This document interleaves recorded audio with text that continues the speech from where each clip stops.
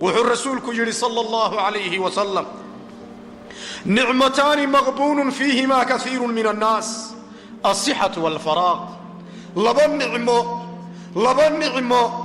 إن بدن أو ددك كمده ويكو خساران ويكو دقمان. إن بدن أو ددك كمده لبا نعمو كما فائديسان قرانيان وحوي لبا نعمو والصحة عافماتك. هدو ربك عافماتك كسيي، هدو إلهي عذر ذيك إلاليي، هدو إلهي جدكاغي أودادي كو دمايستيراي. miyay tahay in laga waayo goobaha khayrka, miyay tahay in laga waayo meelaha masaajida, miyay tahay in kitaabkii quraanka ah uu ka cawdo inaadan wax kor u qaadaynin oo dhaska ka garaacaynin, miyay tahay inaad bulshadaada noqon weydo xukun qiimo badan, xubin qiimo badan oo facaal ah oo bulshada dhexdeeda islaaxiya, miyay tahay goobaha khayrka lagu baahinayo in laga waayo. soo ilaahay caafimaadkii kuma siinin. ma waxaad la mid tahay dadka dhakhaatiirta iyo isbitaalada yaala, ma waxaad la mid tahay dadka curyaamay ee sariiraha dul saaran, ma waxaad la mid tahay dadka caafimaadkoogii waayay ee in la toosiyo mooyaane aan toosaynin.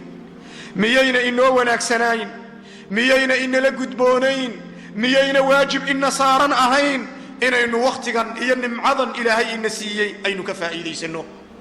nebigu sala allahu calayhi wasalam wuxuu leeyahay: nicmataani maqbuunun fiihimaa kaiirun min annaas, alsixatu waalfaraaq. xadiidka bukhaariga ku qoran. laba nicmo in badan oo dadka ka midihii way ku dagmaan ama waa lagu dagaa. labadaa nicmo waa caafimaadka iyo alfaraaq. faraaq macnihiisu waa maxay? waa wakhtigan adan mashquulka ahayn ee ilaahay ku siiyey subxaanahu wa tacaala.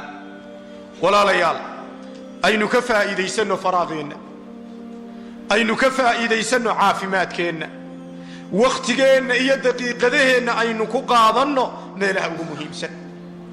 waxa wanaagsan baa la yidhaahdaa qofka muslimkiihi wakhtigiisa inuu maxay u arko. qaaciidadan inuu hortiisa dhigo ayaa wanaagsan. alwaqtu aghlaa min adahab wa afdal min alfida. wakhtiga waxaa loo yaqaanaa dahabka uu ka qiimo badan yahay, fidadana uu ka sarreeyaa.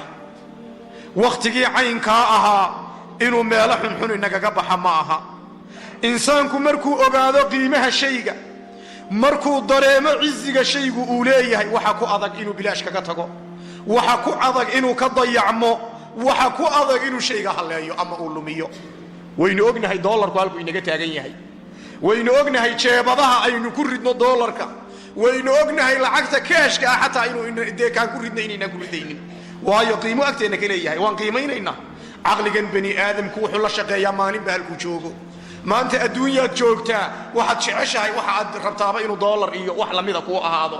daaraha cadcad iyo guryaha balballaadhan iyo gawaadhida iyo nimcada inaad heshumaad iska jeceshahay. caqligaagu halkanuu maanta jooga. laakiin berri maxaad ku xisaabtami doontaa?